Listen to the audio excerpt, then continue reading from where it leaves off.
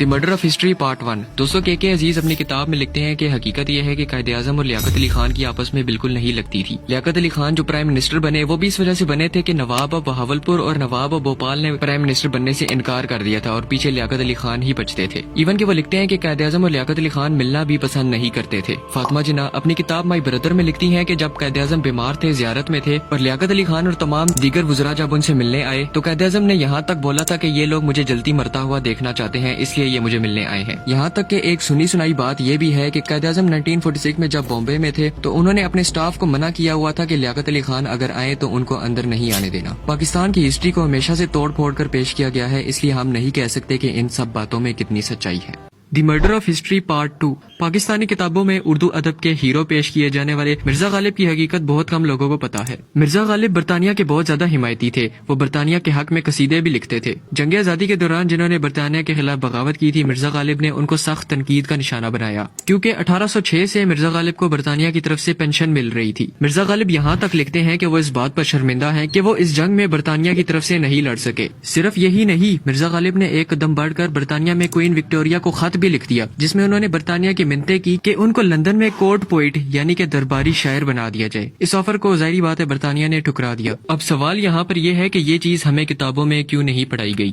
کیا آپ جانتے ہیں مسلمانوں کا ایک ایسا بھی گروپ تھا جس نے پاکستان بننے کی حمایت نہیں کی تھی؟ ان میں ایک تو پنجاب کی یونینسٹ پارٹی تھی اور دوسری جماعت اسلامی تھی۔ دوستو Jamaat Islami Deoband school of thoughts کی تھی جس کی بنیاد مولانا مودودی نے رکھی تھی۔ مولانا مودودی کہتے تھے کہ محمد علی جناح مسلمانوں کو بھٹکا رہے ہیں، وہ اسلام کے نام پر مغربی طرز کا ایک جمہوری ملک بنانا چاہتے ہیں۔ اسی وجہ سے مولانا مودودی نے کہا تھا کہ بر صغیر کا بٹوارا نہیں ہونا چاہیے۔ انہوں نے اس ٹائم کے مسلم لیگ کے لیڈرز کو مورلی ڈیڈ بھی بولا تھا اور یہ کہا تھا کہ ان کو بالکل اختیار نہیں ہے کہ یہ اپنے الگ وطن کی موومنٹ کو اسلام کا نام دیں۔ مولانا مودودی نے مزید کہا کہ اس میں کسی محکمے میں حلف اٹھانا اس ٹائم تک غلط ہے جب تک کہ پاکستان ایک مکمل اسلامی ریاست نہیں بن جاتا۔ چونکہ پاکستان ایک مغربی طرز پر جمہوری ڈیموکریٹک ملک بنا تھا، اس لیے وہ کہتے تھے کہ اس میں پارلیمنٹ کا ممبر بننا بھی غلط ہے۔ خیر دوستو، جب پاکستان بن گیا تو جماعت اسلامی کا بڑا حصہ وہ پاکستان آ گیا اور باقی جماعت اسلامی کا حصہ جس کو جماعت اسلامی ہند کہتے تھے وہ آج بھی انڈیا میں ہی مقیم ہے۔